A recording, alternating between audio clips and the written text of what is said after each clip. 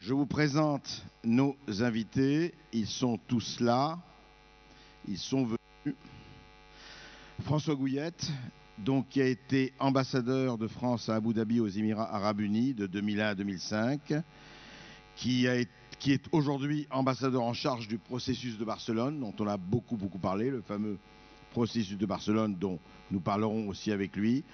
Et je dois dire que François Gouillette est un parfait connaisseur du monde arabe et de langue arabe qu'il parle admirablement. Je dois dire que j'ai rarement rencontré un arabisant plus accompli que lui. Antoine Sfer, je pense que tous ceux qui regardent un certain nombre de chaînes de télévision le connaissent. Il intervient sur beaucoup de questions concernant le Moyen-Orient et je ne dis pas ça parce qu'il est là, il intervient toujours avec beaucoup de bon sens, beaucoup de lucidité et beaucoup de compétences. Et il est bon que nous ayons quelqu'un comme ça sur nos ondes qui ne dit pas n'importe quoi. Monsieur Ibrahim Salama, heureux de vous accueillir ici.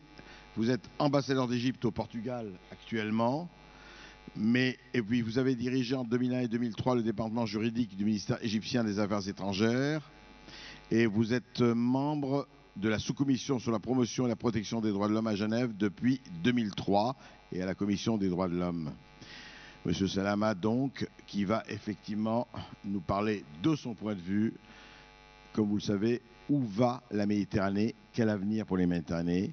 Et enfin, last but not least, comme on dit, monsieur Moustapha Benchenan, que nous avons déjà entendu et combien brillamment sur notre table ronde sur les religions, qui est politologue à la faculté de droit Paris 4 et consultant sur les problèmes de défense et de sécurité, qui va nous parler, lui, du projet américain de Greater Middle East.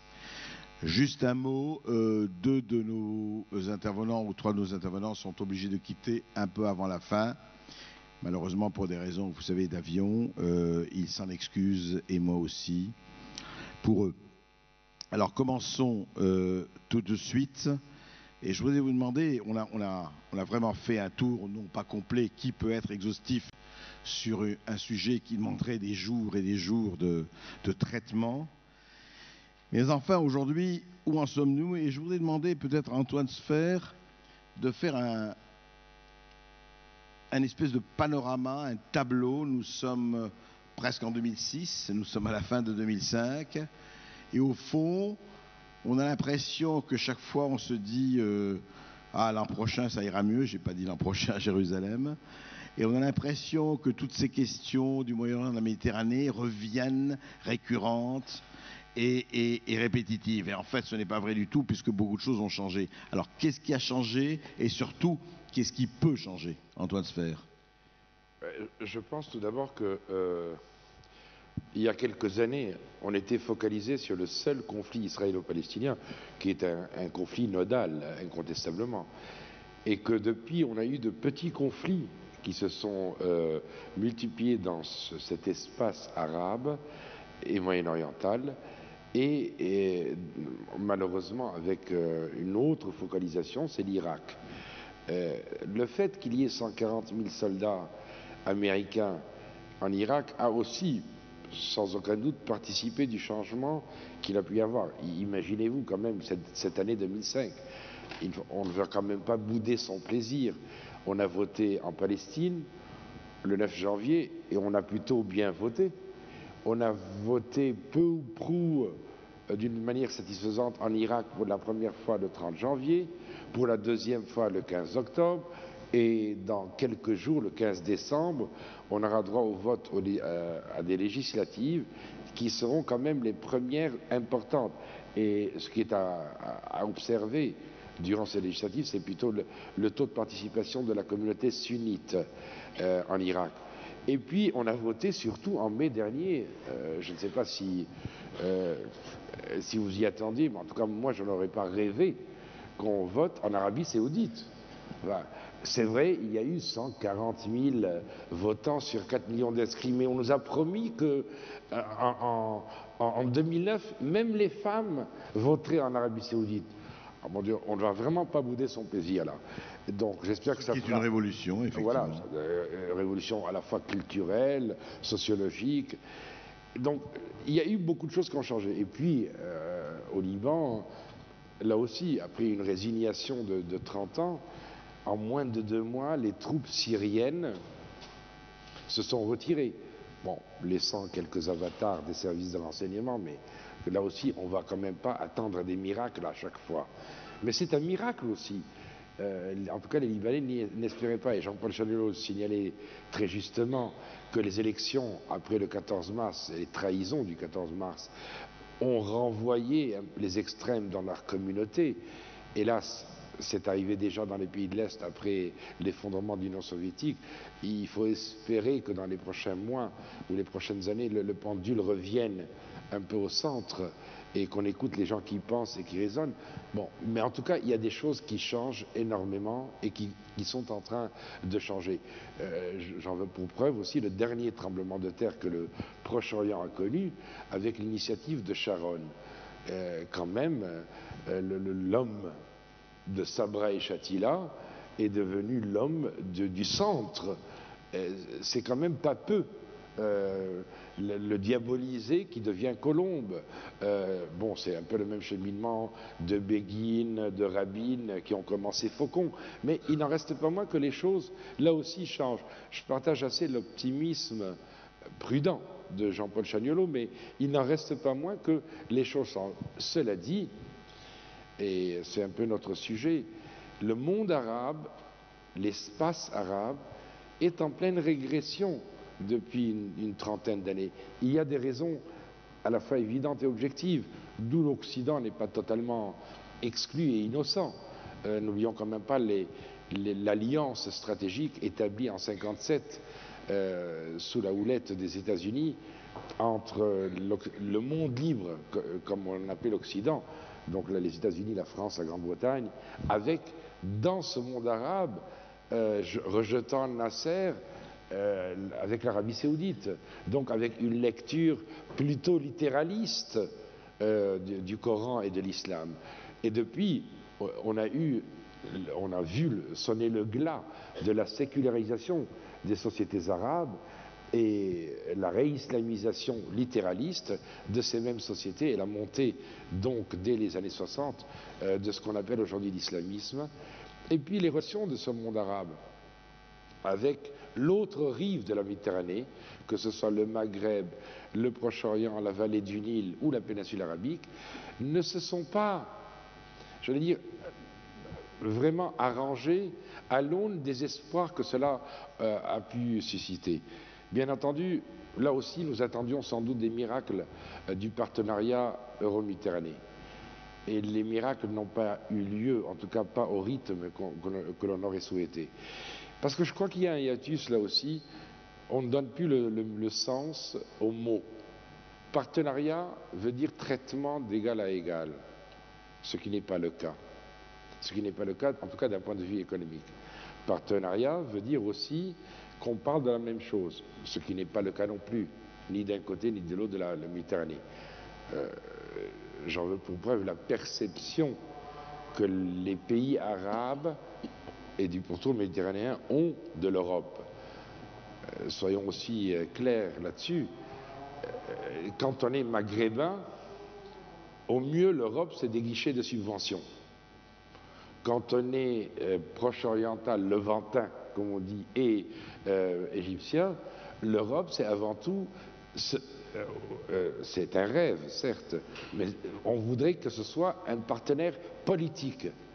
Donc, quelqu'un qui puisse nous faire échapper au tête-à-tête imposé par les États-Unis.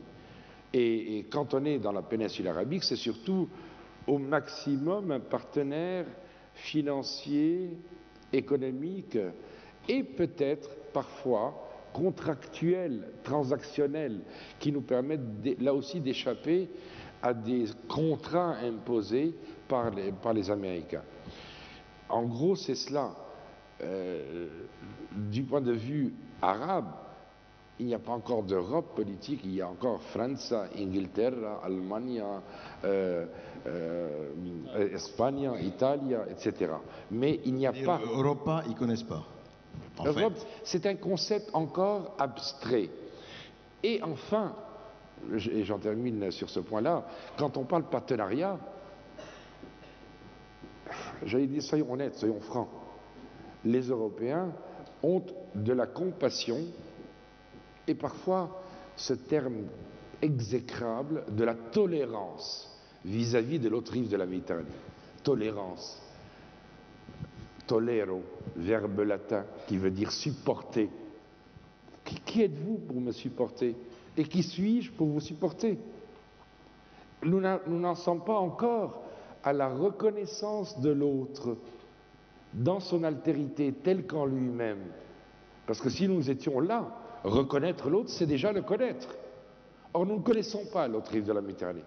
Nous avons une vision, au mieux, rationaliste et cartésienne, et au pire, on a une, et j'en veux pour preuve notre personnel politique en France, une insondable inculture et de l'islam, ou devrais-je dire des islams, et du monde arabe, et encore plus de l'espace méditerranéen. Donc, j'allais dire, mettons de côté ce terme de tolérance qui d'ailleurs, comme par hasard, et je parle sous le contrôle de l'ambassadeur et de M. Bechnan, aujourd'hui, intraduisible en arabe. Nous avons tasamuh, qui est le pardon, nous avons le hub, qui est l'amour, mais il n'y a pas de mot tolérance. Souvenez-vous, il nous est apparu au XVIIe siècle, chez les apothicaires en premier lieu, pour précisément permettre les légères erreurs dans le dosage des drogues des apothicaires, repris par les commerçants en pierres précieuses et en poudre pour permettre les mêmes erreurs.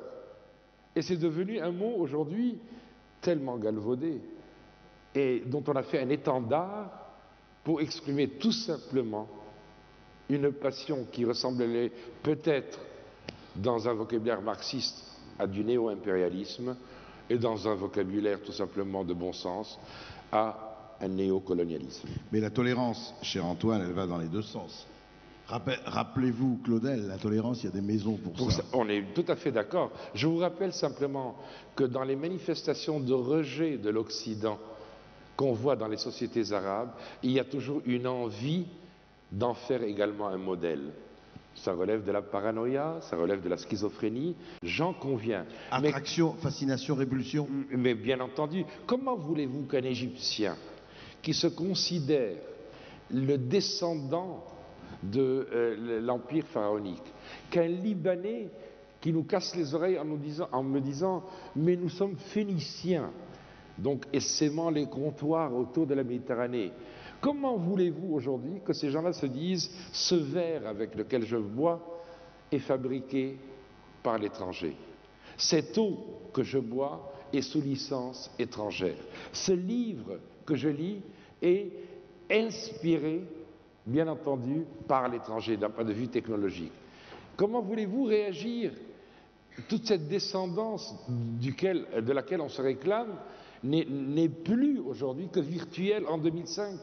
Alors justement, je voudrais demander à un descendant des pharaons, M. Salama, Ibrahim Salama, comment vous réagissez, vous, par rapport... Est-ce que vous pensez que cette espèce de divorce, ou en tout cas de mésentente et de point de vue qu'a légitimement décrit, très différencié, qu'a légitimement décrit Antoine Sfer, est-ce qu'on le vit vraiment comme ça de votre côté de la Méditerranée?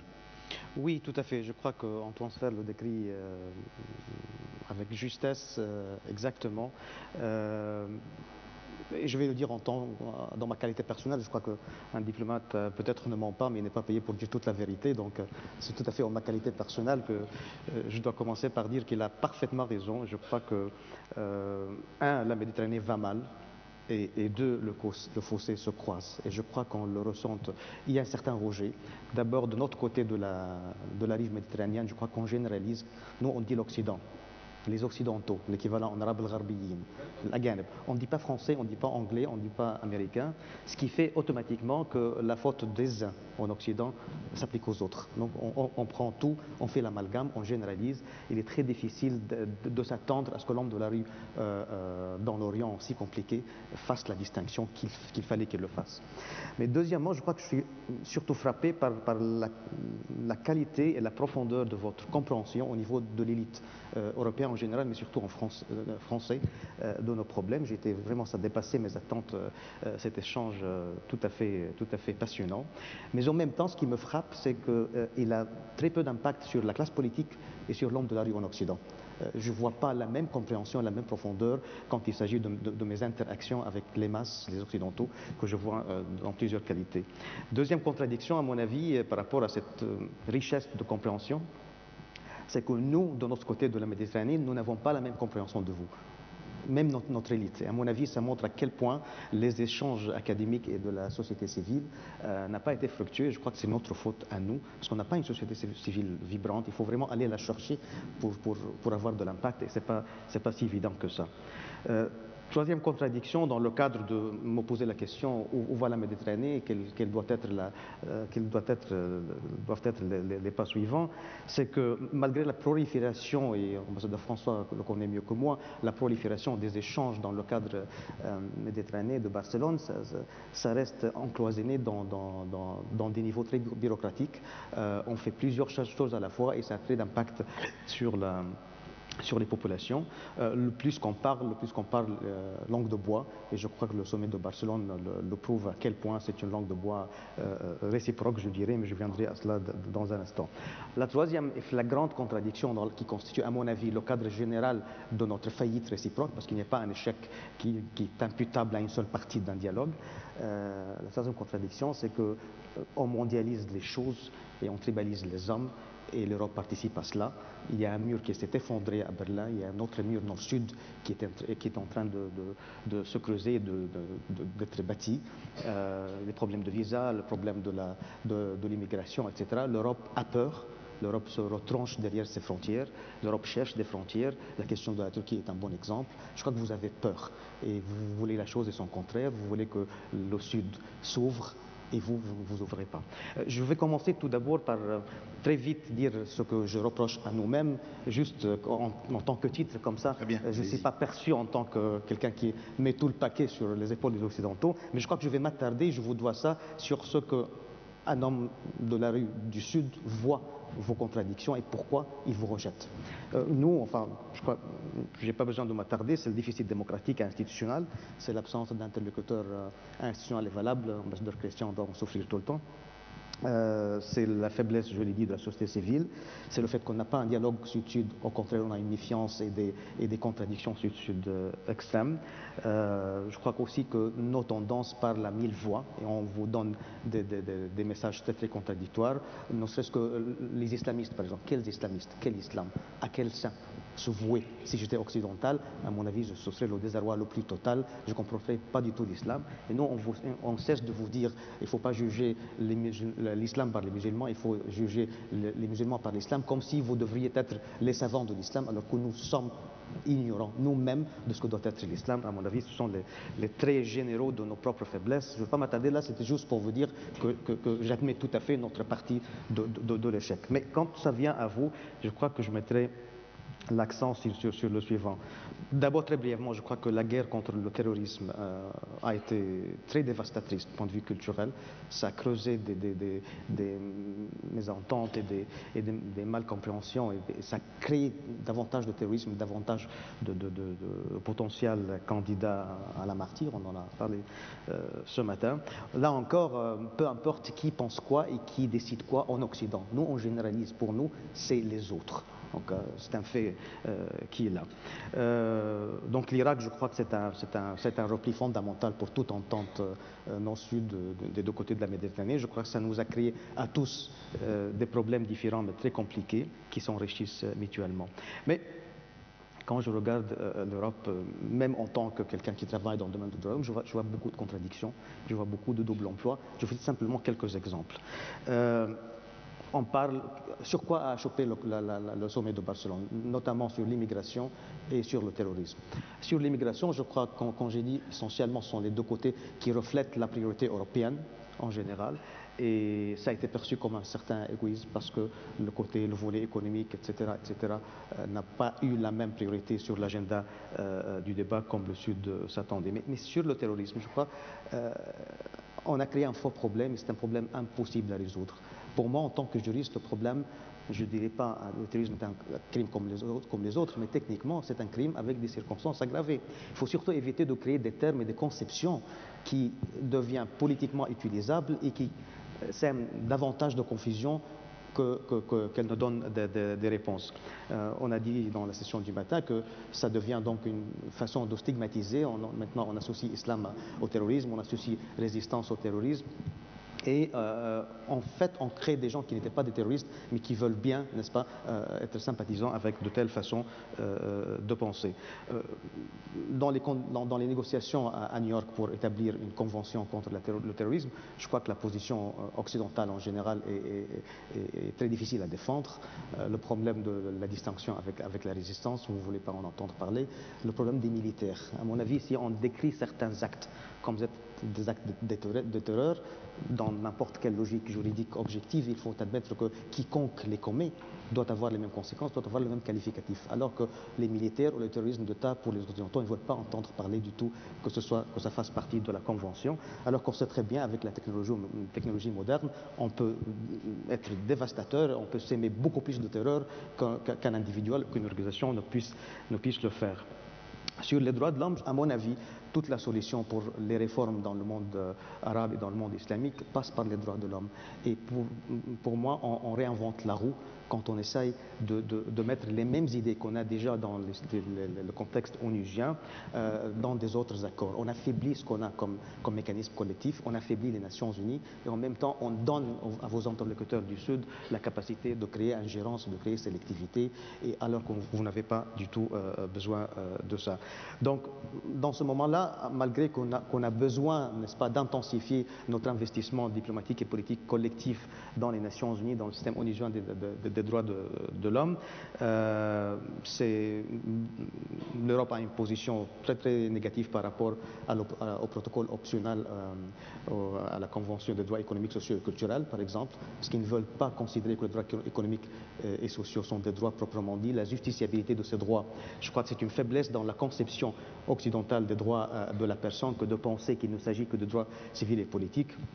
Certes, les élections sont des choses importantes, mais aussi il faut que toutes les circonstances et tout l'environnement soient appropriés au développement. Je terminerai peut-être par la situation, le facteur islamique, et je crois que ce qui se passe en Égypte il y a quelques jours, c'est quelque chose de très fondamental. Moi, je le vois positivement, malgré les craintes légitimes des parts et des autres. Je suis d'avis que ça va imposer aux islamistes de raffiner leur pensée, de sortir du slogan généraliste et facile que la solution c'est l'islam.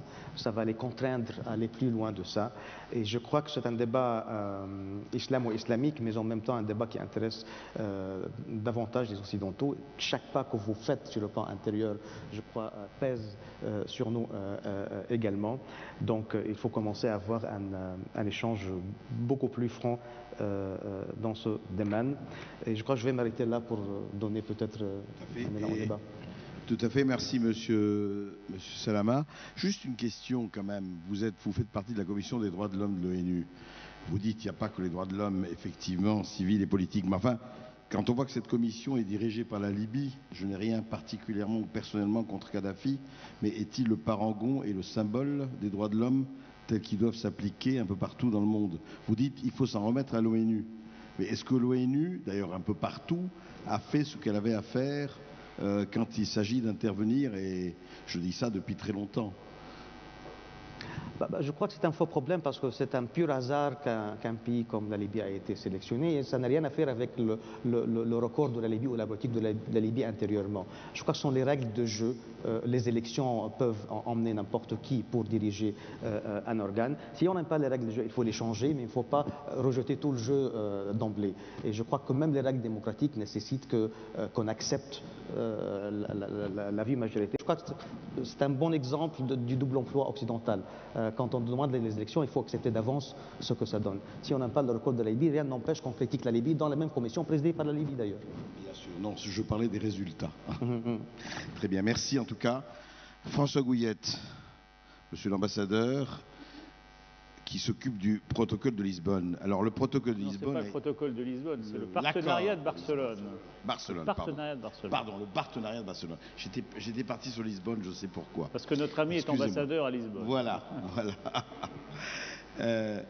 À propos de l'accord de Barcelone, il a été presque unanimement et presque généralement critiqué pendant ces 2 jours, en disant, et encore par M. Salama, mais il n'est vraiment pas le seul, en disant voilà, on attendait beaucoup de ce protocole, on espérait beaucoup de ce protocole. Il y a eu le Lisbonne bis il y a quelques jours, enfin quelques semaines, et Barcelone bis, je suis obsédé par Lisbonne. Et ça n'a rien donné. Alors, qu'en dites-vous ?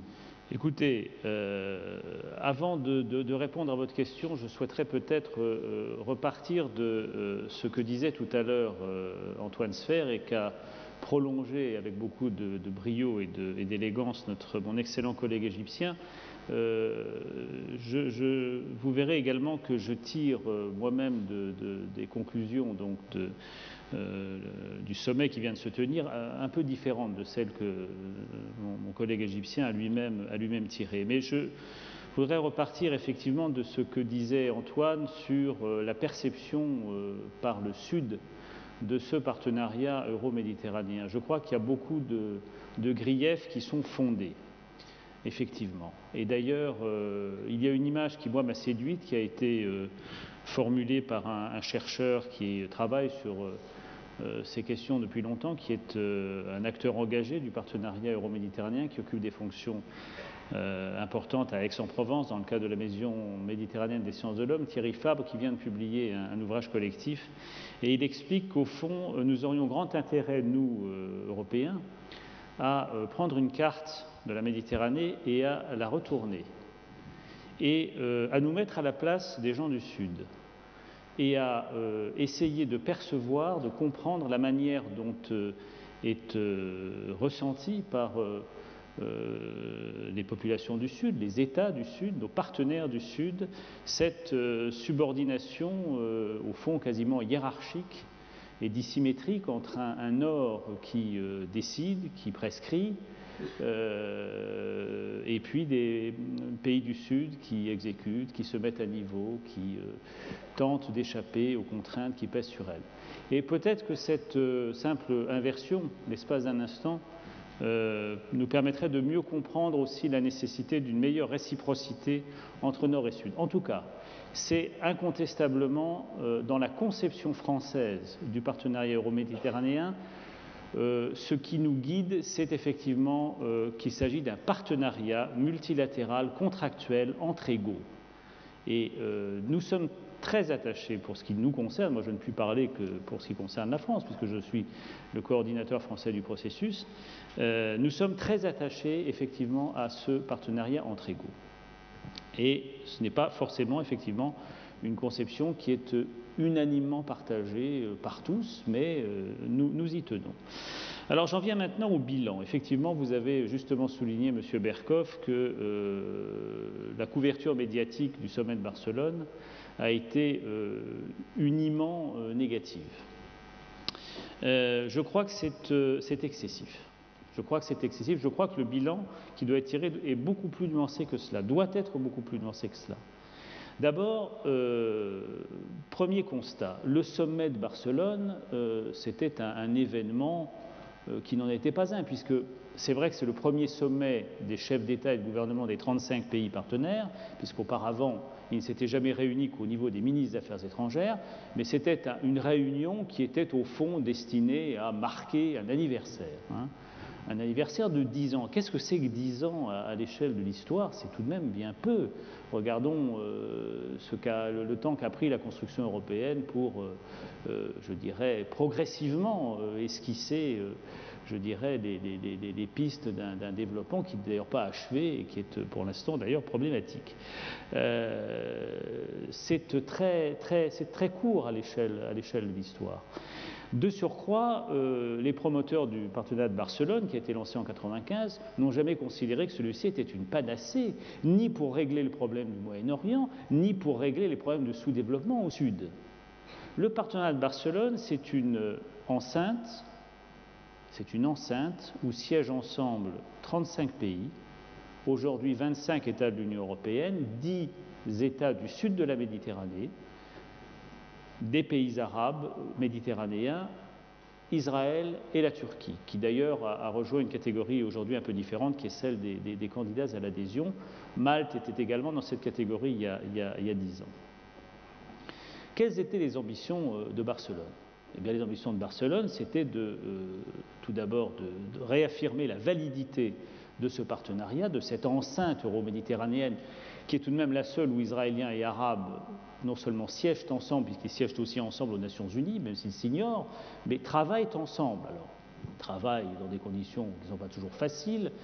Il est clair que ce partenariat est aussi conditionné par les aléas du processus de paix. Rappelons-nous qu'il a été lancé en 1995 dans un contexte complètement différent d'aujourd'hui. C'était au lendemain des accords d'Oslo, c'était au lendemain de la conférence de Madrid, c'était à un moment où l'Europe n'était pas élargie. Les conditions ont complètement changé. Mais vous vouliez m'interrompre, André. Juste pour vous dire quand même, comment interprétez-vous que ce processus de Barcelone, cette conférence, ait eu l'absence quasi totale de tout le sud méditerranéen, à l'exception de Mahmoud Abbas, l'autorité palestinienne, et de Tayyip Erdogan. Qu'est-ce que ça veut dire? C'est ça qui nous a frappé, je dirais, aux médias. C'est cette espèce d'absence, je ne sais pas si elle est concertée ou pas, de tout le sud. Moi, je ne crois pas qu'il faille en inférer des conclusions définitives. C'est vrai que du côté européen, la quasi-totalité des chefs d'État étaient là. Du côté de nos partenaires du Sud, il y a eu tout de même une représentation à un niveau relativement élevé. C'est vrai qu'il n'y avait pas eu de chef de l'exécutif, hormis ceux que vous avez cités, le Premier ministre turc, le Premier ministre de l'autorité palestinienne, le Premier ministre libanais, M. Signora, le Premier ministre marocain Driss Jettou, le Premier ministre égyptien était là, le frère du roi Hussein. C'est vrai que le président Bouteflika, pour des raisons évidentes, n'a pas pu venir. Le président Moubarak, le contexte intérieur en Égypte peut expliquer qu'il ait effectivement préféré rester chez lui. C'est également le cas d'ailleurs du roi de Jordanie, qui était en face d'une crise politique majeure avec la démission de son gouvernement. Je veux dire, ce ne sont pas des raisons que l'on doit rejeter. Il n'y a pas une volonté derrière. Il n'y a pas eu de volonté de boycotter un sommet qui s'est tenu avec la participation de tous les partenaires et au Sud, en tout cas, à un niveau suffisamment élevé pour engager les États, engager leur signature. Ce qui est important, me semble-t-il, c'est que ce sommet a permis d'adopter 2 textes que nous estimons importants. Premièrement, et cela renvoie aux propos tenus auparavant par l'ambassadeur d'Égypte, un code de conduite contre le terrorisme. C'est la première fois qui est adopté par consensus, par les 35 partenaires de Barcelone, un instrument juridique, qui n'a pas de caractère contraignant en soi, mais qui, je dirais, formalise l'engagement commun des pays de l'Union européenne, des pays arabes, d'Israël et de la Turquie, à lutter ensemble, conjointement, de manière concertée, contre le terrorisme, qui manifeste la conscience commune de l'ensemble des partenaires qu'il s'agit d'un phénomène extraordinairement grave, d'une menace qui pèse sur toutes les sociétés, sur tous les pays, qui pèse en particulier sur nos partenaires du Sud, et leur détermination à lutter ensemble contre ce fléau. Ça me paraît important. Le deuxième document qui a été adopté, qui est d'une nature différente, mais qui me paraît être également un texte important, c'est le plan d'action pour 5 ans. C'est-à-dire que les chefs d'État et de gouvernement se sont donné une feuille de route pour 5 ans, avec un certain nombre de programmes d'action dans les différents domaines couverts par le partenariat, politique et sécurité, économique et financier, dialogue des cultures, question des migrations. Je voudrais peut-être m'attarder quelques instants sur cette question parce que mon collègue égyptien l'a abordé dans des termes qui ne me paraissent pas tout à fait correspondre à la manière dont nous percevons les choses. La question migratoire a dominé incontestablement les débats à Barcelone. Elle avait auparavant dominé ceux du Forum méditerranéen, qui est une autre instance de coopération entre pays méditerranéens, plus restreinte certes, puisqu'elle regroupe une dizaine de pays du bassin, à la fois des pays arabes et des pays d'Europe du Sud et méditerranéens, donc par définition. Et c'est vrai que cette question des migrations avait à l'époque, je dirais, pesé sur les débats, parce que nous étions en plein contexte de l'affaire de Ceuta et Melilla, avec l'afflux, donc, je dirais, aux portes de l'Espagne, des présides de l'Espagne sur le territoire marocain, de milliers de migrants potentiels venant du sud du Sahara. Il y a eu effectivement des drames terribles à ce moment-là.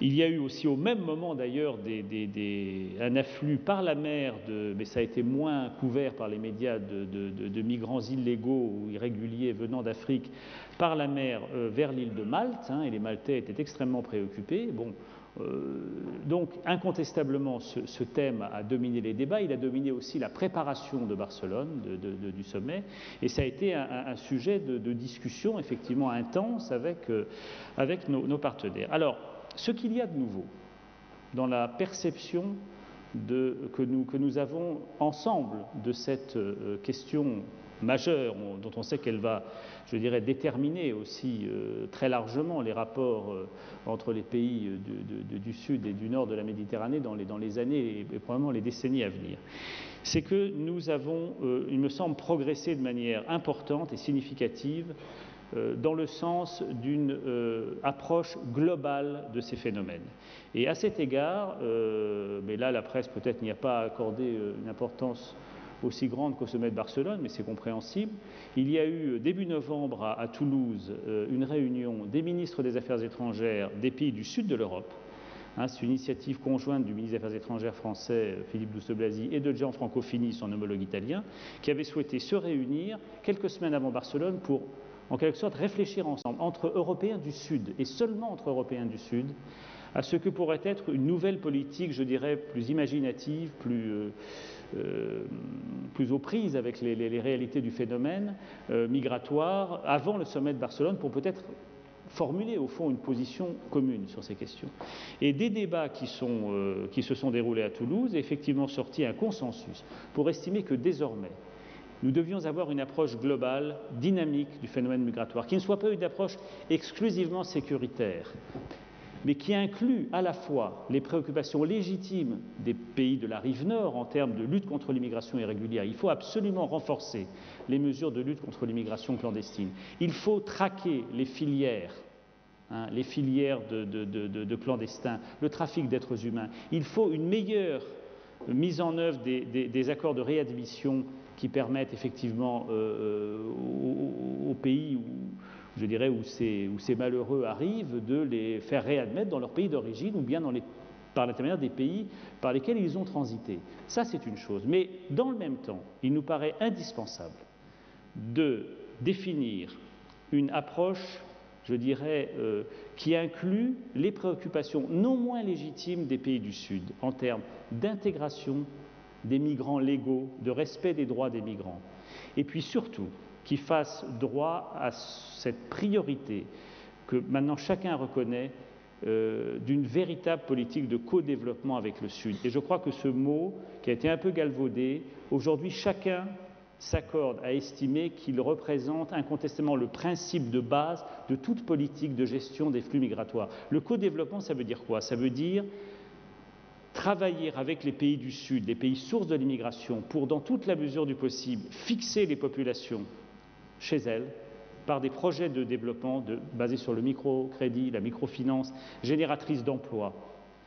Aider aussi les pays de rebond de l'immigration, que sont aujourd'hui les pays du Maghreb. On a vu à l'occasion du drame de Ceuta et Melilla que le Maroc, qui était auparavant un pays d'origine de l'immigration, est devenu un pays de rebond de l'immigration, avec des milliers et des milliers de migrants subsahariens qui errent sur le territoire du Maroc ou qui passent par l'Algérie, dans l'espoir de gagner l'Europe, soit par Gibraltar, soit par les enclaves espagnoles.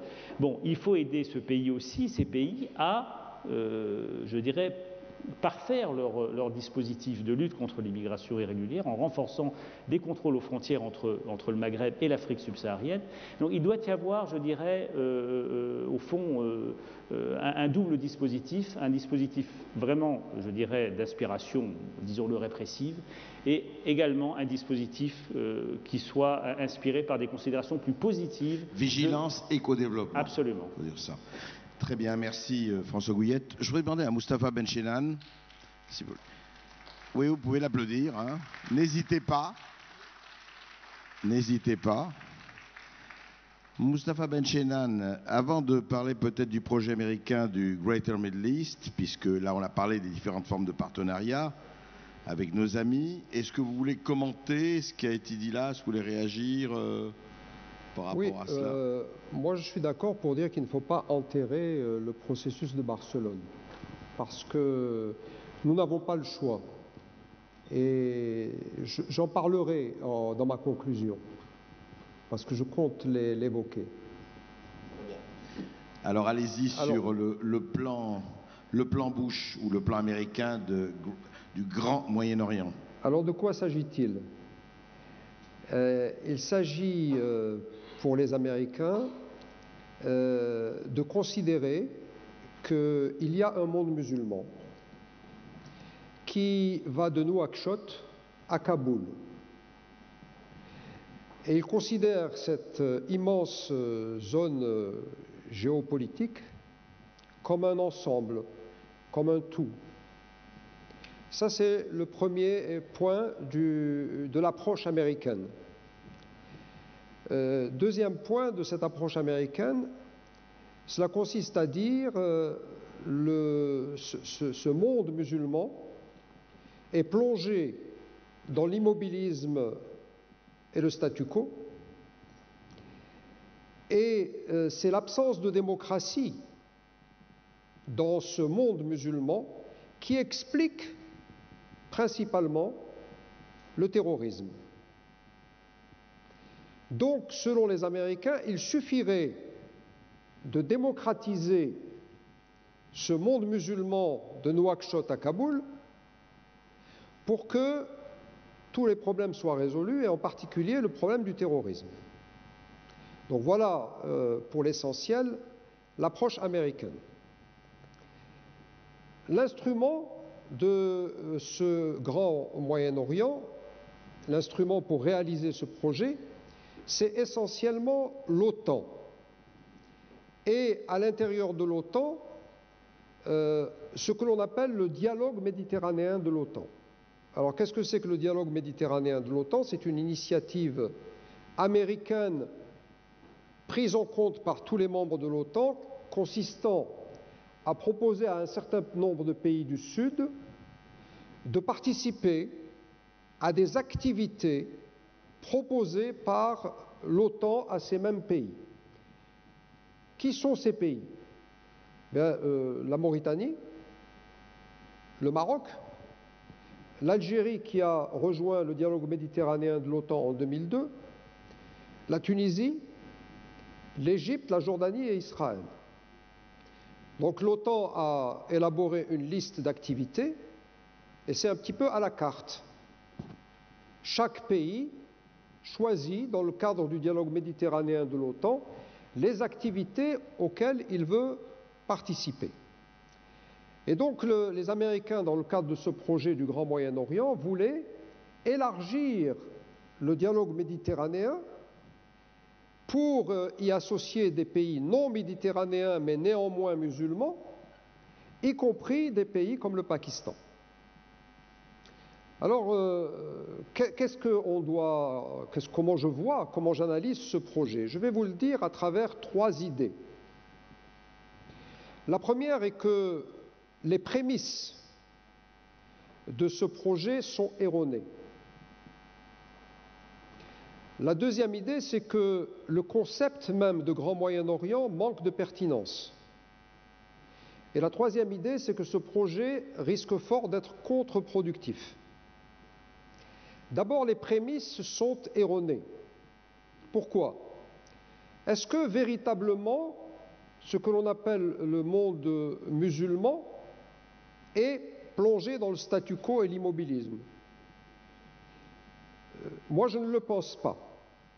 Je pense au contraire que ce que l'on appelle monde musulman, et pour ce qui me concerne, je mets toujours les guillemets lorsque j'écris ou lorsque je dis monde musulman. Le monde musulman connaît des mutations profondes actuellement.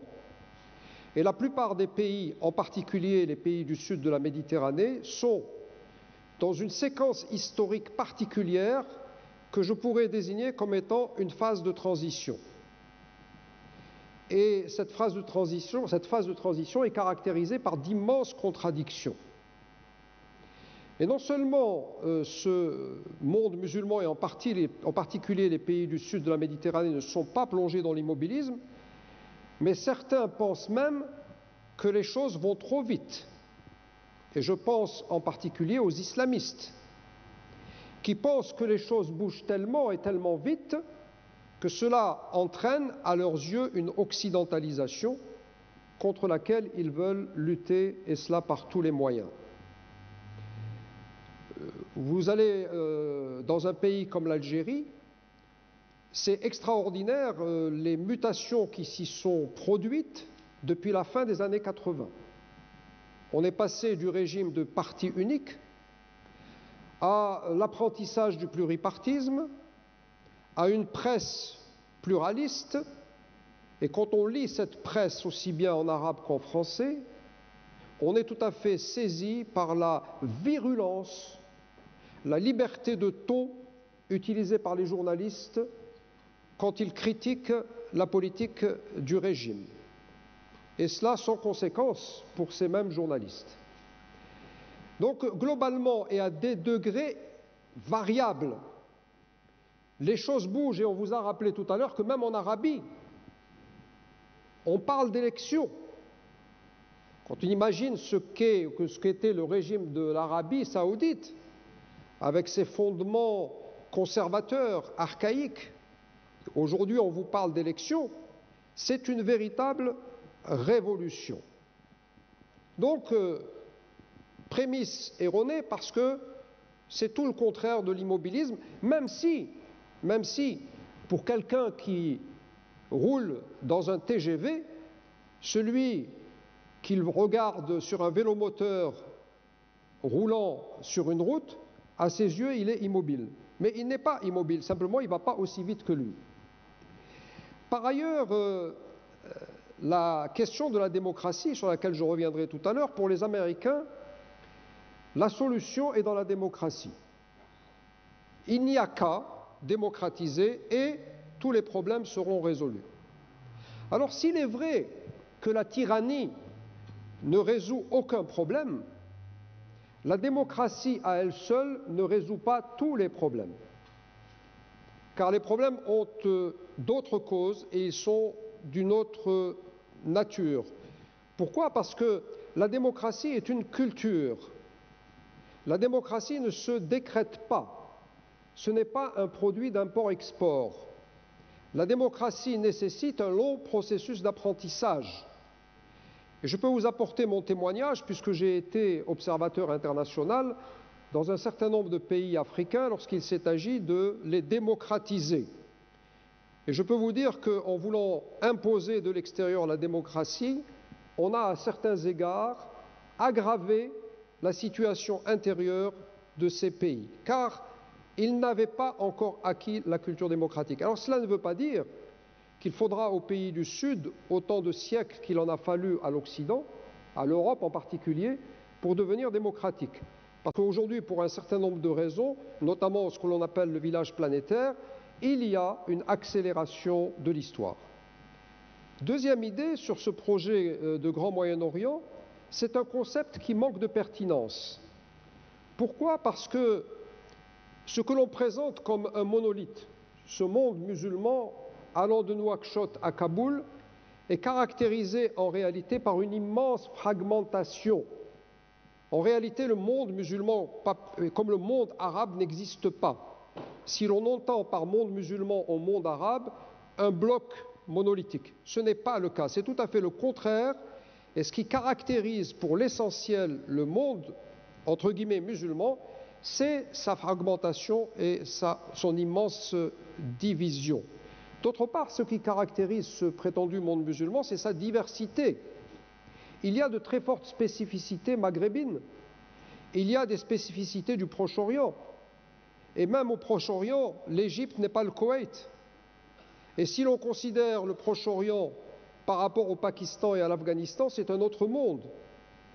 Le Maghreb est arabo-berbère, il est musulman sunnite, il est à 13 km de l'Europe. Et un pays comme l'Algérie est le deuxième pays francophone après la France. Ce sont autant de composantes d'une réalité dont il faut tenir compte. Le Proche-Orient est multiconfessionnel. Au Proche-Orient, il y a Israël.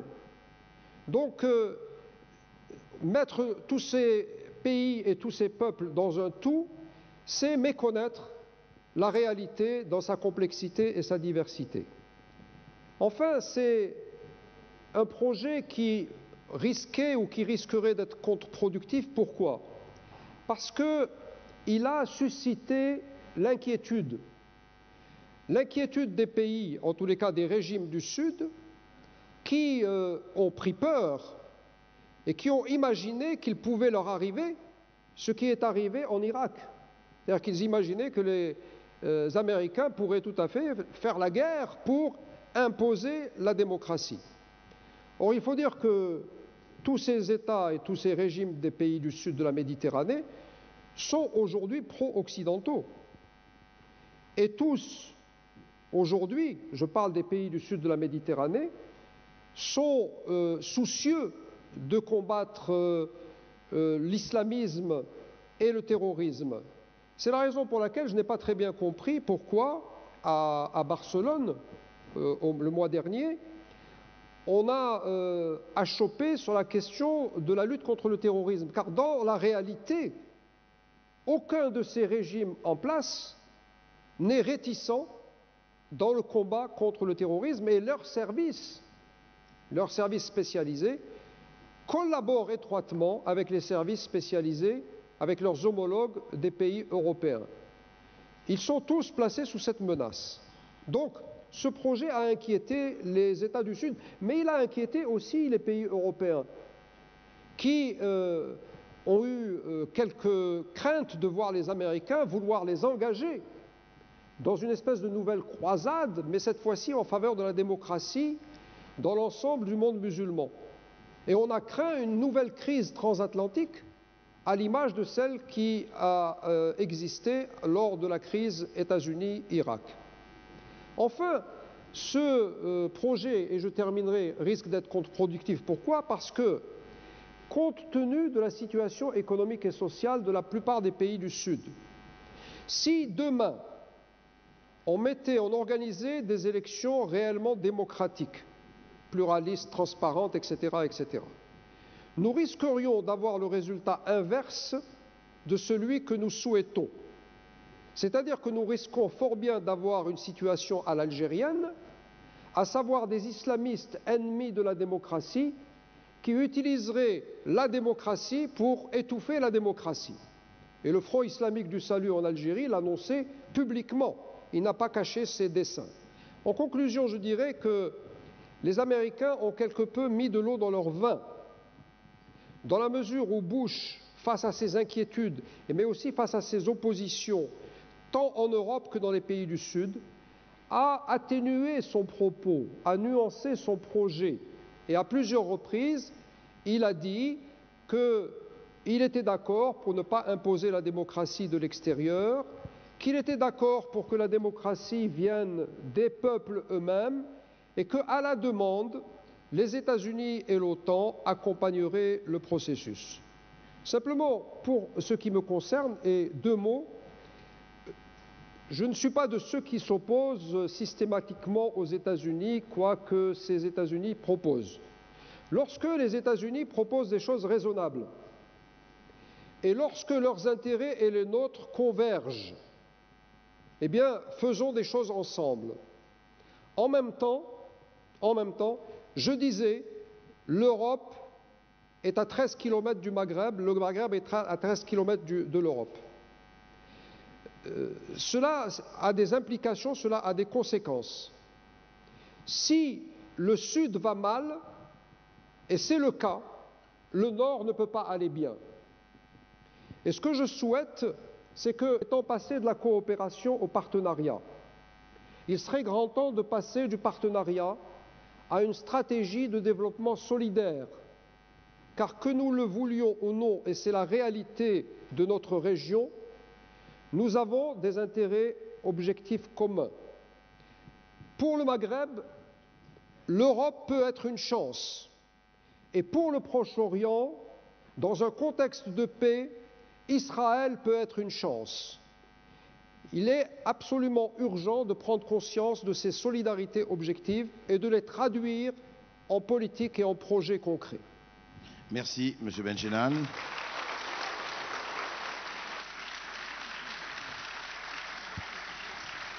Donc, partenariat, développement solidaire et effectivement, regardez le côté positif et le verre plutôt à moitié plein qu'à moitié vide. Antoine Sfer, je crois que vous vouliez réagir à cela, et François Gouillette, bien sûr. Oui, je pense sincèrement que l'Europe peut être une chance pour le Maghreb, mais vice-versa aussi. Le Maghreb peut être une chance pour l'Europe, ne serait-ce que d'un point de vue de profondeur territoriale et également stratégique autour de la Méditerranée. Israël peut être une chance pour le Proche-Orient, mais le Proche-Orient est déjà une chance pour Israël, à condition qu'Israël retrouve ses fondements de 48. Et les pères fondateurs auraient du mal aujourd'hui à se retrouver en Israël. Nous assistons à la fois dans la société israélienne et dans la société palestinienne à une recomposition et une mutation réelle qui se déroule sous nos yeux. Je voudrais revenir sur ce qui a été dit sur les Américains. Mustapha Benchenan n'est pas systématiquement contre, et j'aurais voulu ne pas être systématiquement contre.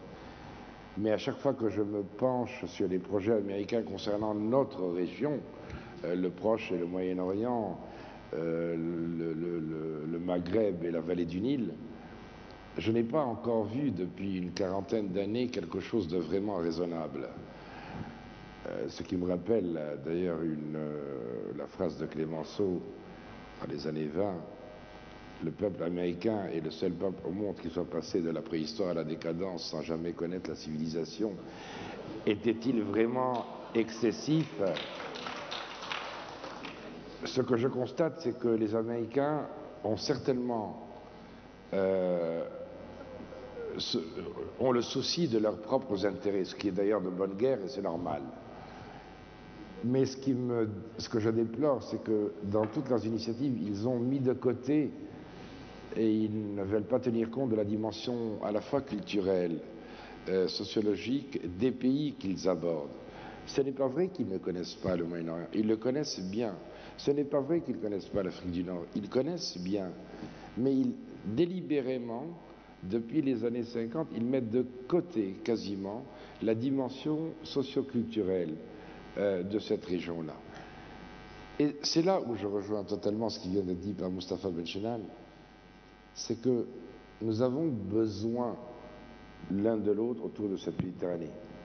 Hélas, en 1973, lorsque le président Pompidou a lancé son fameux plan de la Méditerranée, dès 1974, et vous devinerez aisément pourquoi, son successeur l'a mis tout au fond du tiroir. La Méditerranée n'est pas une mer fermée seulement.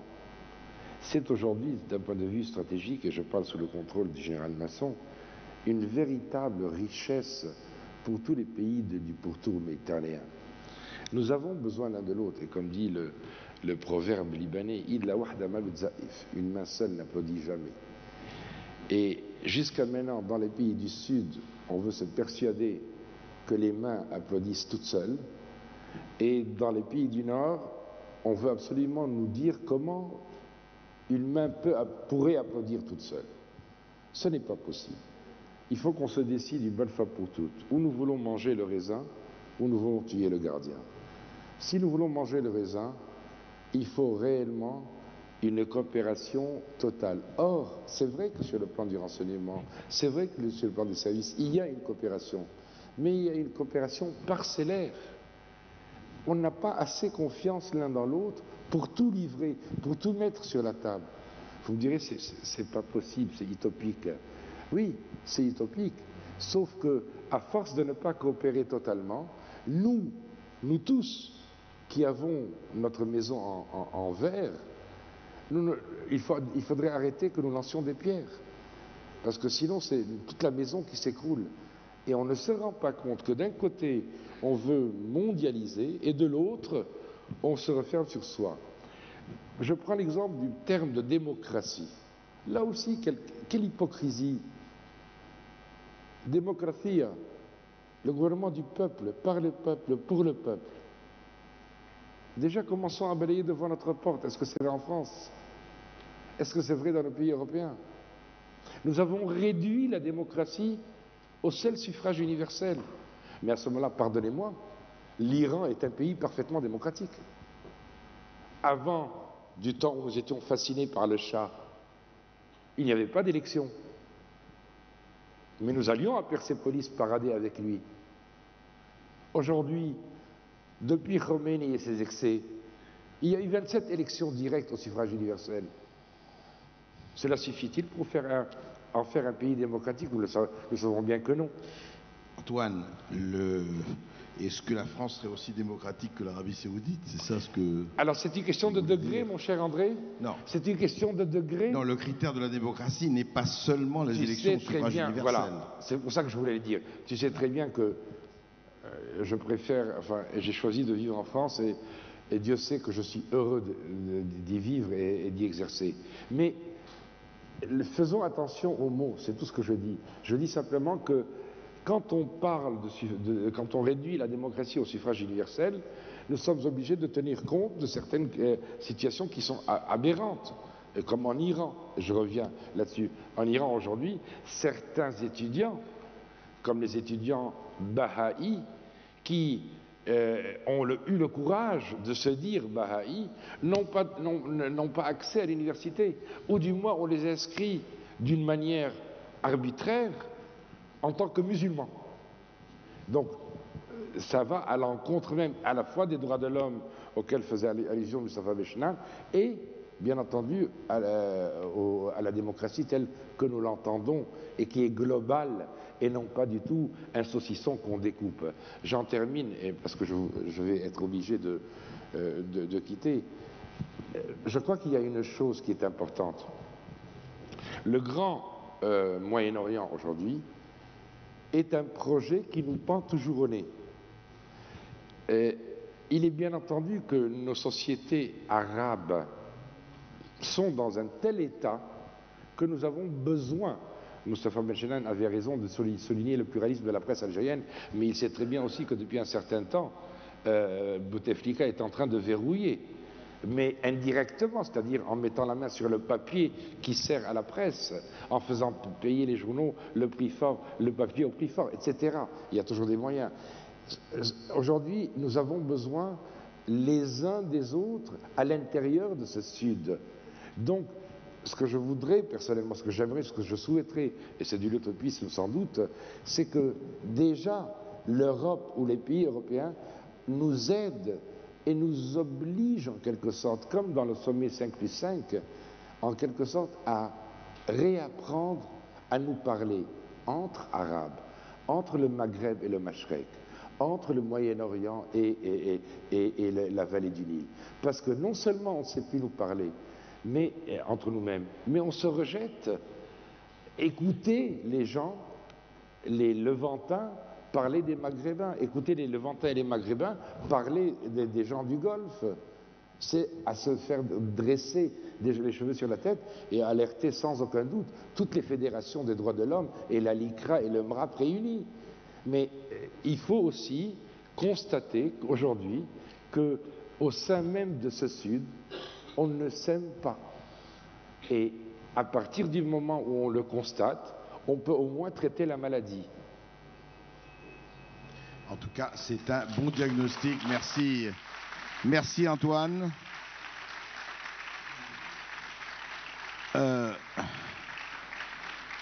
Je voulais simplement vous dire que malheureusement 2 de nos amis ou 3 de nos amis sont obligés de nous quitter dans un quart d'heure, mais évidemment la table ronde continue avec l'intervention notamment du président de la Cour d'appel de Milan, M. Giuseppe Grechi, qui est avec nous. François, je crois que François Gouillette voulait aussi intervenir par rapport au... Oui, donc simplement sur 2 points qui ont été évoqués par Moustapha Benchenan.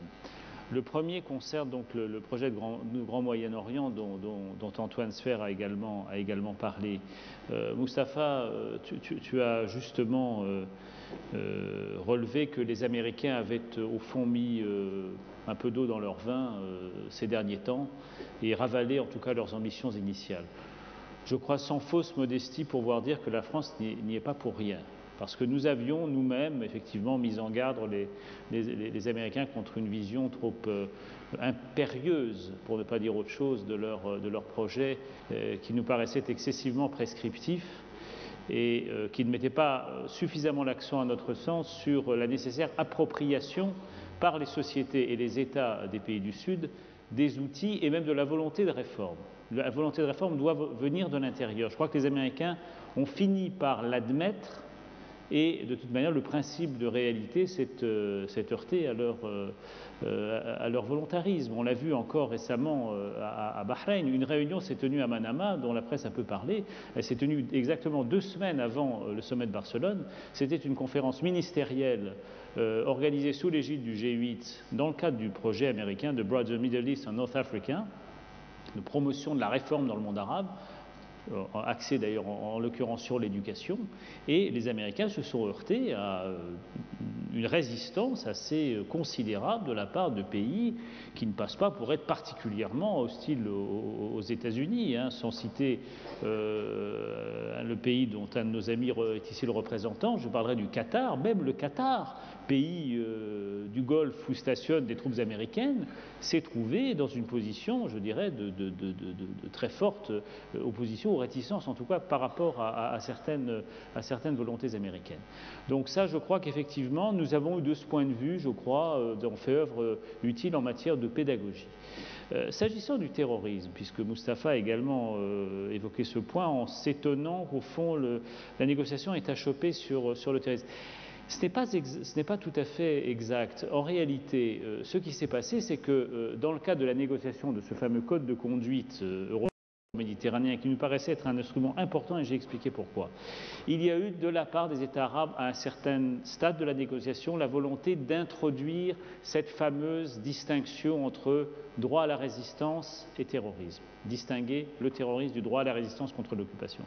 Nous n'avons pas voulu, nous Européens, mêler ces considérations-là à un code de conduite contre le terrorisme. Pourquoi ? Parce que cette question de la définition entre la distinction entre terrorisme et résistance, elle fait actuellement l'objet de débats, et notre ami Ibrahim Salama l'a relevé tout à l'heure, aux Nations Unies dans le cadre de la négociation d'une 13e convention globale internationale contre le terrorisme. Nous ne voulions pas mêler ces débats presque théologiques avec le code de conduite contre le terrorisme, qui est un outil, je dirais, presque opérationnel, en tout cas, qui permet de définir des pistes de coopération étroites en matière de coopération politique et judiciaire. Alors, ce qui est vrai, c'est que, bon, il y a eu des négociations difficiles avant Barcelone, la presse a beaucoup mis l'accent là-dessus.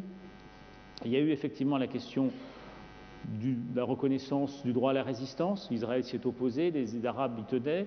Bon, finalement, on a trouvé une solution de compromis, comme toujours dans ces cas-là. C'est un partenariat à 35. Nous ne sommes pas seulement entre Européens, on est avec les pays arabes méditerranéens, avec Israël. Il faut trouver des solutions de compromis. On l'a fait dans la déclaration que la présidence britannique a publié à la fin du sommet au nom des 35 partenaires. On trouve finalement, un peu comme dans l'auberge espagnole, ce que chacun y apporte. Et on y trouve à la fois des concepts qui conviennent aux Arabes et des concepts qui conviennent à Israël.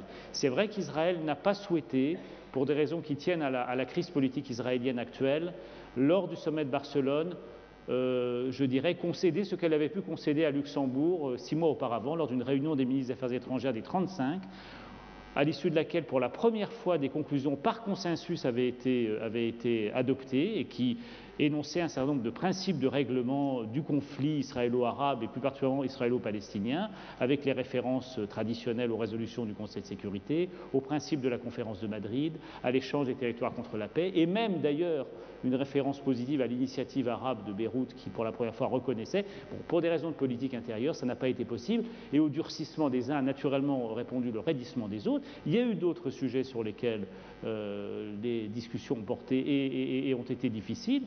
Toutes les questions relatives à la gouvernance, aux droits de l'homme, à la démocratie. Nous avons eu avec nos amis arabes effectivement des discussions difficiles. Nous avons pu au total arriver à un accord sur 3 textes, dont 2 sont très opérationnels. C'est la raison pour laquelle je me permets d'insister pour retenir aussi de ce bilan de Barcelone ce qui, comme disait tout à l'heure Antoine, reflète le verre à moitié plein. Donc le processus de Barcelone n'est pas mort, au contraire. Le processus de Barcelone, c'est un processus. Il va poursuivre son chemin, et il va poursuivre son chemin avec la volonté réaffirmée des 35 partenaires. Et c'est vrai que c'est important de le dire après ce qu'a dit Mostafa Benchedane, parce que nous sommes en face d'une offensive qui se déploie avec toute la formidable puissance des États-Unis pour imposer un certain nombre de modèles de modernisation, de démocratisation aux sociétés du Moyen-Orient. Nous considérons que les préceptes sur lesquels est fondé Barcelone, ce partenariat entre égaux, contractuel, multilatéral, avec une volonté d'appropriation par les sociétés et les États du Sud des outils de la réforme, doit être préservé absolument parce qu'il est un bien précieux pour nous tous. Eh bien, tout le monde suivra cela. Je vous remercie, messieurs. Merci. Je laisse partir... On doit y aller. Merci, François Bouillette. Je laisse partir ceux qui doivent partir et nous continuons, évidemment, la table ronde. Merci. Donc, M. Grecchi est président de la Cour d'appel de Milan et c'est avec Mme Giovanna Tanzarella qui est déléguée générale de la Fondation CEDU qui va traduire. Et je vais demander donc à M. Grecchi, au président de la Cour d'appel de Milan, comment l'Italie voit un peu, quel est le point de vue italien dans cette... justement, on a parlé du processus de Barcelone et la lutte contre le terrorisme. Quel est le point de vue italien dans cette lutte contre le terrorisme? Che l'Italia sia un paese impegnato nel contrasto al terrorismo è abbastanza ovvio, solo che si consideri la posizione geografica del nostro paese e l'impatto che una immigrazione illegale di massa ha sulla vita del paese stesso. Bien entendu, chacun sait que l'Italie est un des pays les plus engagés dans la lutte antiterroriste, et cela s'explique d'abord par sa position géographique qui fait qu'elle se trouve confrontée à une immigration illégale de masse qui a un impact très fort dans la vie du pays. L'Italia ha scelto con un largo consenso popolare di non contrastare con la violenza l'approdo, soprattutto per via mare, di numerose masse diseredate che dall'Africa approdano alle regioni del sud dell'Italia, in particolare nella Sicilia.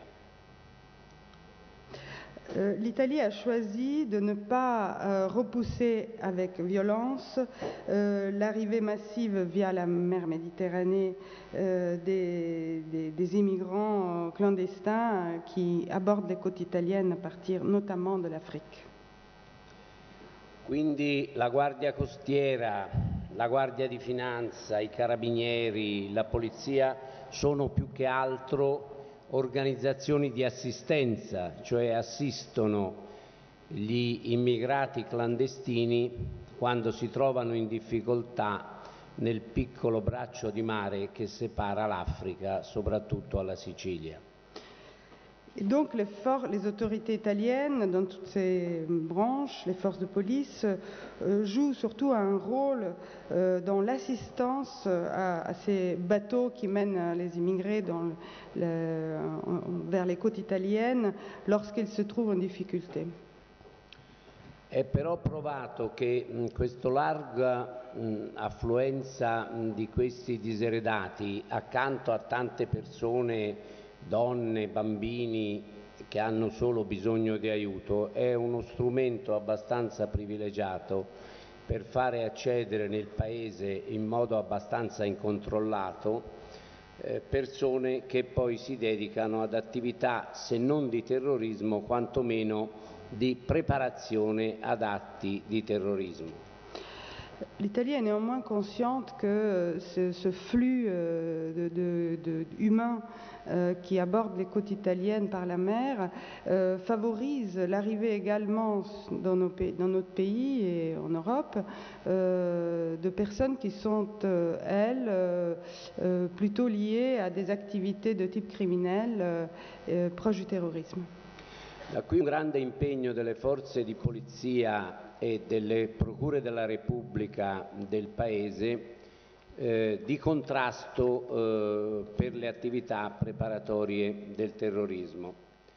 Vi è però da dire che questi accertamenti molto difficili, molto complessi, molto costosi, perché è difficilissima un'inchiesta sul terrorismo rispetto a persone che parlano dialetti diversi, che si intendono tra di loro in modo molto diverso l'uno dall'altro, rappresenta veramente un'indagine di eccezionale difficoltà.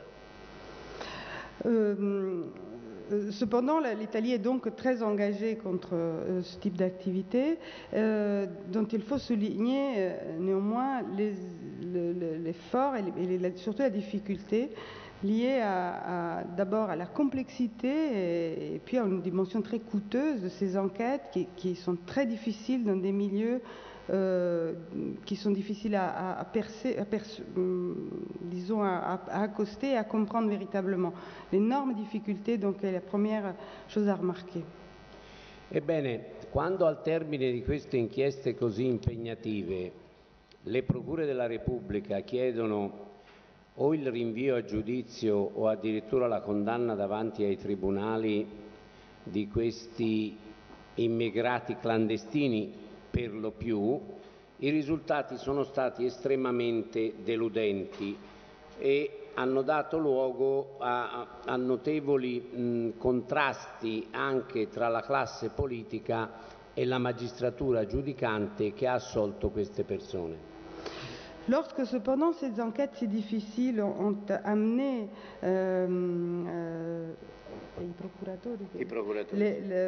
la procure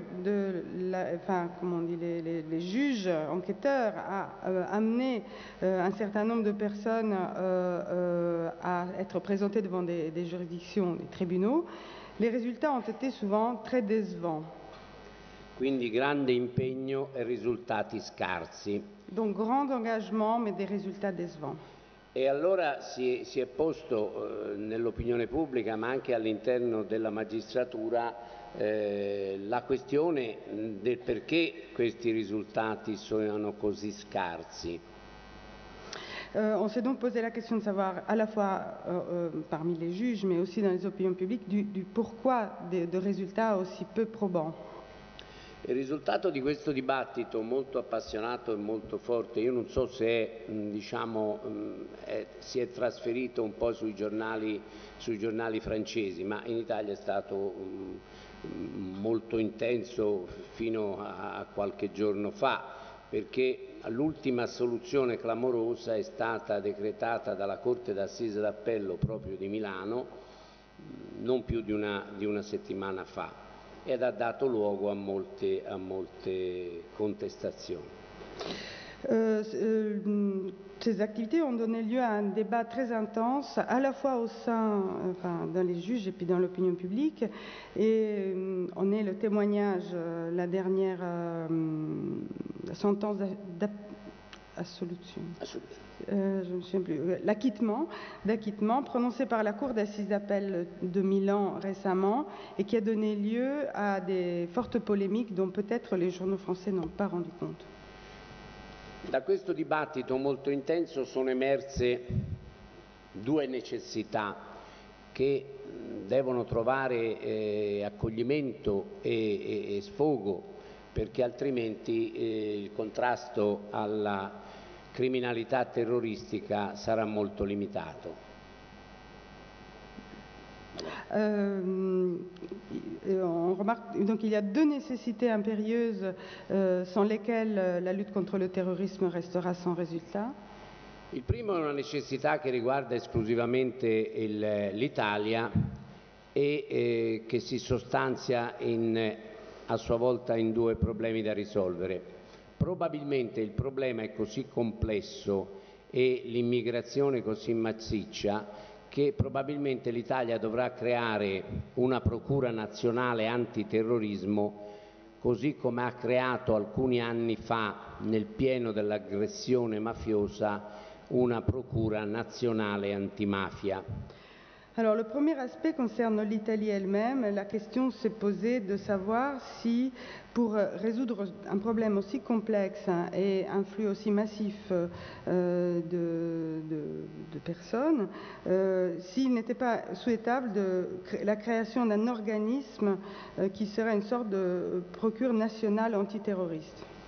Poi alcune norme penali che riguardano il terrorismo, che sono state introdotte negli ultimi anni, probabilmente dovranno essere riviste e precisate per consentire ai procuratori prima e ai giudici poi di contrastare veramente il fenomeno.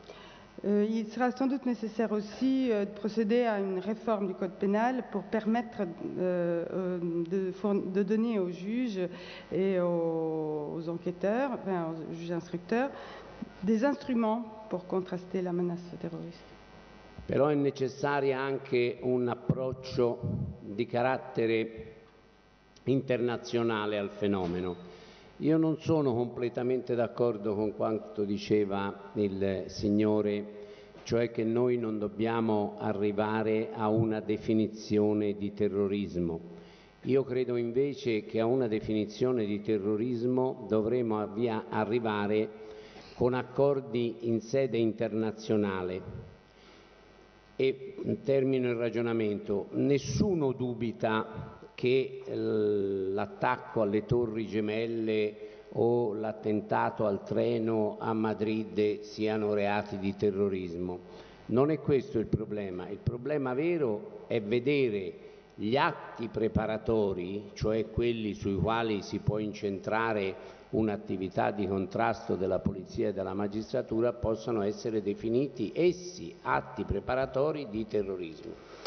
Alors, il est évidemment aussi une approche internationale du problème, mais la question n'est pas tellement celle d'une définition, de se mettre d'accord sur le plan international sur une définition du terrorisme, mais plutôt de doter des moyens d'y lutter, et pas seulement simplement face à des événements comme l'attaque des Twin Towers ou du train à Madrid, mais surtout qu'on considère comme acte de terrorisme les actions qui ont précédé et qui ont préparé ces actions. Quindi ciò che noi magistrati italiani chiediamo è che in sede di Unione Europea si arrivi ad una definizione sia dal punto di vista sostanziale sia dal punto di vista procedurale che consideri globalmente quello che è il fenomeno terroristico fin dall'inizio. L'ideale sarebbe pervenire a una soluzione del genere sul piano globale e in sede di Nazioni Unite, però io credo che questo sia un po' un sogno, perché pensare che un'organizzazione che ha quasi 200 paesi possa risolvere questi problemi anche tecnicamente molto delicati, credo che sia un po' un sogno. Ma in sede europea, in sede di Unione Europea, questo penso e pensano i miei colleghi che si possa fare. Alors l'idéal évidemment serait un accord global au niveau des Nations Unies sur à la fois les questions de procédure et les questions de substance qui concernent la lutte du terrorisme au niveau des juges. Mais ça c'est un peu utopiste et ce que les magistrats italiens demandent plutôt, c'est que dans le cadre de l'Union européenne, un accord global puisse être pris à la fois sur les questions de procédure et de contenu. Vero è che in sede di Unione Europea il mandato di arresto europeo già consente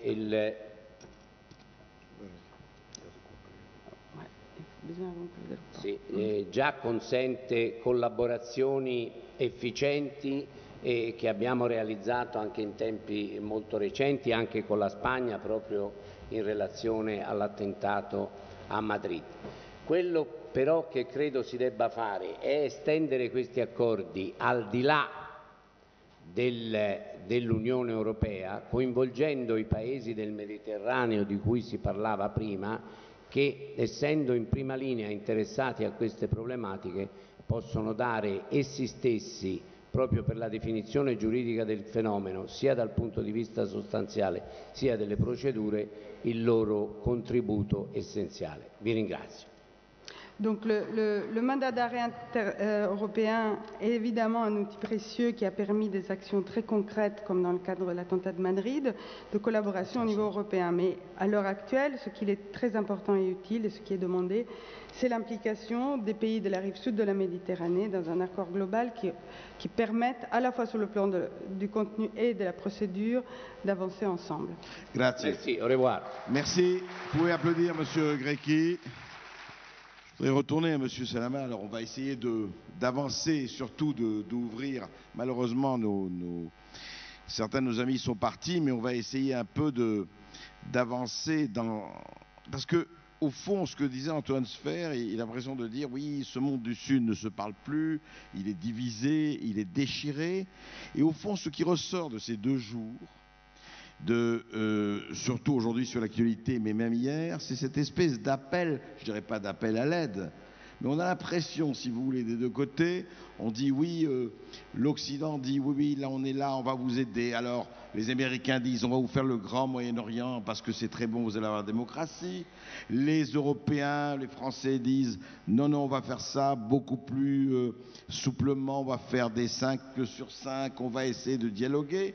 Et de l'autre côté, on dit, attendez, nous, on a besoin de vous, agissez, etc. Est-ce que c'est un dialogue de sourds, c'est un dialogue où chacun cherche un peu, je ne dirais pas l'ombre de lui-même, et se cherche lui-même? On a l'impression d'une extraordinaire avancée, mais en même temps très ambiguë. Moi, je crois effectivement que c'est un dialogue de sourds. Je crois que ça se complique même davantage. Je crois que le plus qu'on reste sur l'échelon des généralités, le plus qu'on crée des problèmes. À mon avis, le simplisme et les limites et le caractère contre-productif du Grand Moyen-Orient des Américains fait que les Américains ont besoin des Européens. En fait, les Européens ont besoin de la France. À mon avis, ce n'est pas un compliment français, je crois que la France a plus d'histoire, plus de compréhension pour cet Orient compliqué, et je crois que ça met davantage de responsabilité sur la France.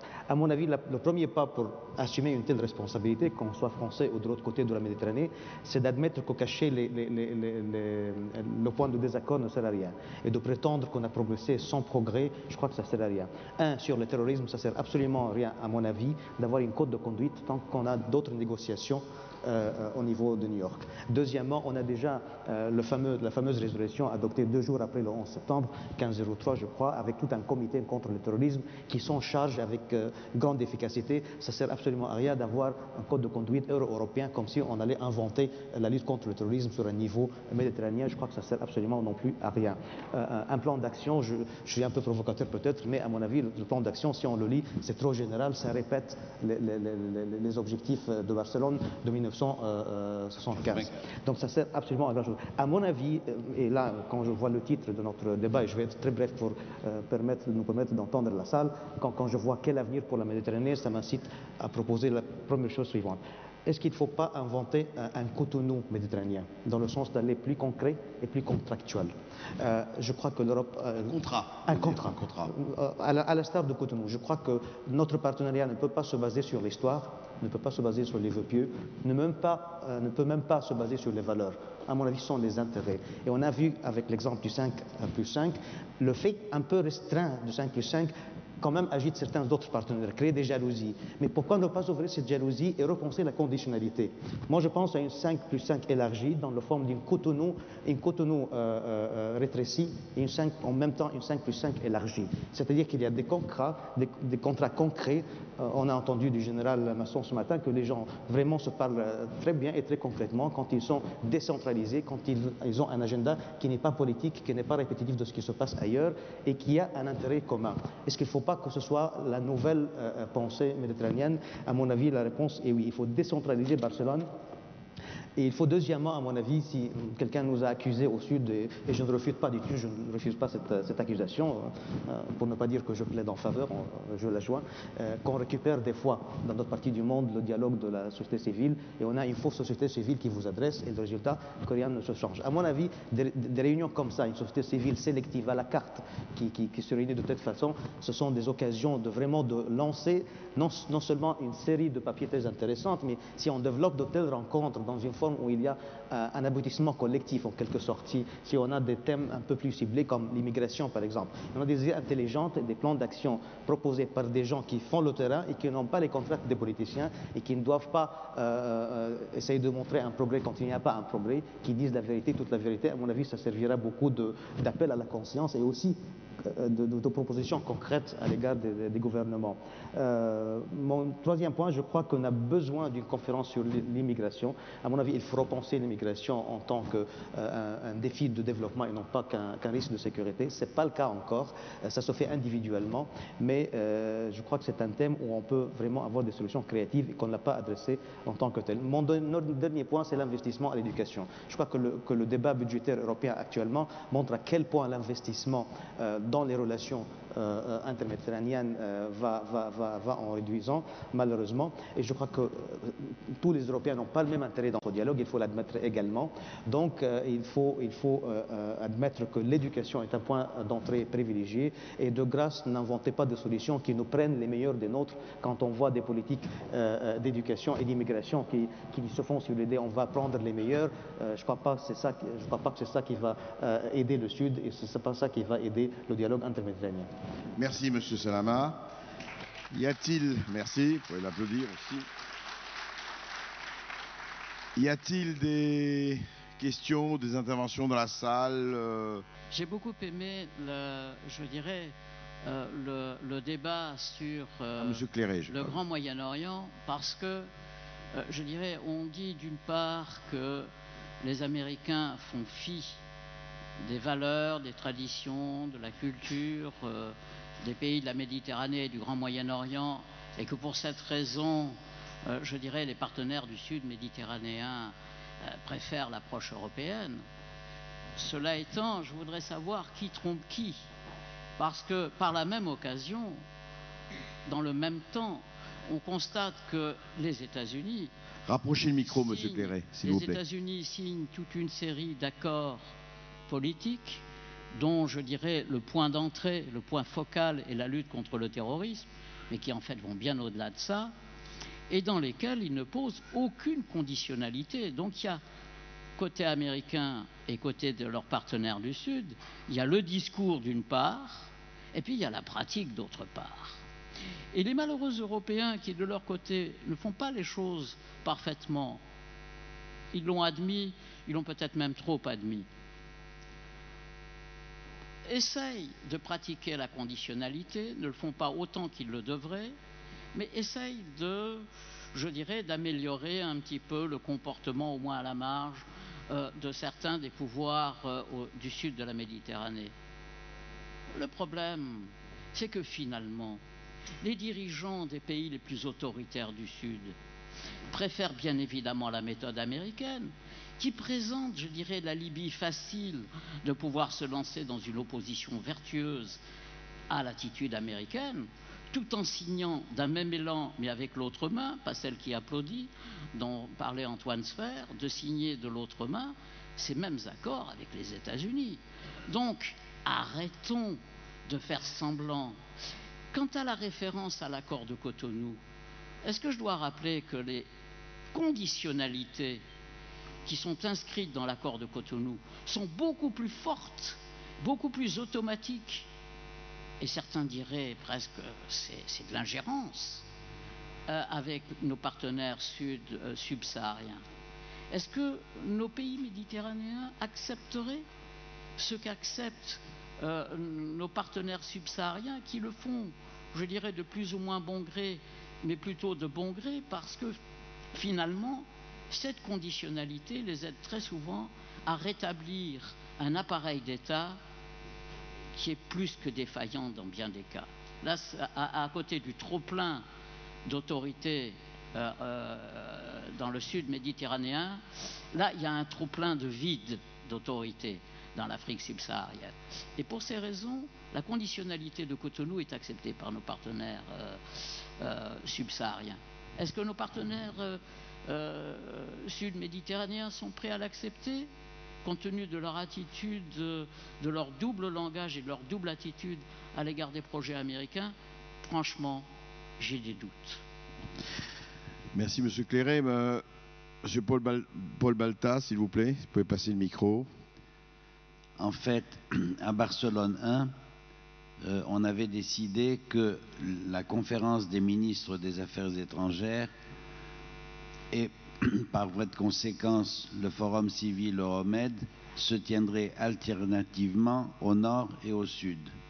Et donc, en 1997, normalement, ça aurait dû se tenir au sud, et le Maroc et la Tunisie étaient candidats. Le Maroc s'était désisté en faveur de la Tunisie, et à peu près à la dernière minute, enfin quelques mois avant la conférence, la Syrie a opposé son veto en disant « il n'est pas question qu'Arabes et Israéliens s'asseyent à côté l'un de l'autre sur une terre arabe ». Et c'est comme ça que ça a eu lieu à Malte. Et depuis, ça se tient toujours au nord. Et alors bon, on dit que le partenariat manque un peu de visibilité, mais il est évident qu'au sud, il n'est absolument pas connu. Et s'il y avait ces conférences alternatives, il est évident qu'à ce moment-là, la presse, la télévision en parlent, et que les pays du sud et de l'Est connaîtraient, enfin de la Turquie connaîtrait mieux quand même ce partenariat. Alors, on en est là.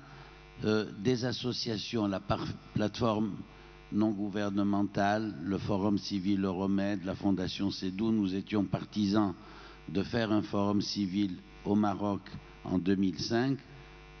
Et là aussi, on s'est heurté à un refus en raison de ce veto syrien.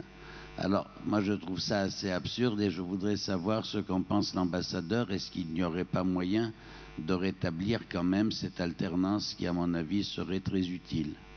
Merci, Paul Balta. Avant que M. Salamane réponde, y a-t-il d'autres questions ou interventions?